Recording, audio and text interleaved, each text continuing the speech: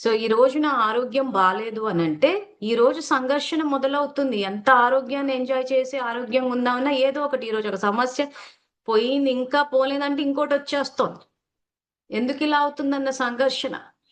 So ఎక్కడి నుంచి వస్తున్నాయి రోగాలు అంటే బయట నుంచి మొత్తము క్రోధాన్ని, ఆవేశాన్ని అన్ని తీసేసుకుని ఆత్మ రోగగ్రస్తం అయింది కాబట్టి దాని ప్రభావం శరీరం మీద పడి శరీరం రోగగ్రస్తం అయింది. ఈ అంతర్గత యుద్ధంలో ఇప్పుడు మనకు జ్ఞానాన్ని ఇస్తాడు.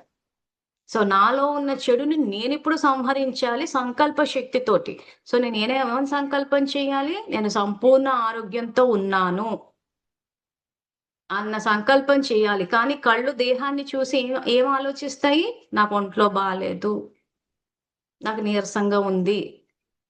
కానీ భగవానుడు ఏం చెప్తున్నాడు? కర్మేంద్రియాలను ఇక్కడ మీరు జయించి కళ్ళ ద్వారా చూస్తే ఖచ్చితంగా రోగం ఉన్నట్టే కనిపిస్తది. సో దీన్ని మీరు ఇప్పుడు జయించాలి.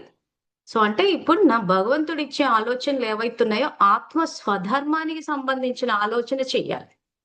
నేను సంపూర్ణ ఆరోగ్యంతో ఉన్నాను అన్న ఆలోచన స్థాయిలో అది చేసినప్పుడు మనం ఏ డాక్టర్ దగ్గరికి వెళ్తే మన ఆరోగ్యం బాగవుతుందో అదే డాక్టర్ దగ్గరికి వెళ్తాము. ఆ ట్రీట్మెంట్ తీసుకుంటాము. ఆరోగ్యం నయమైతే ఆరోగ్యాన్ని ఎంజాయ్ చేస్తాం.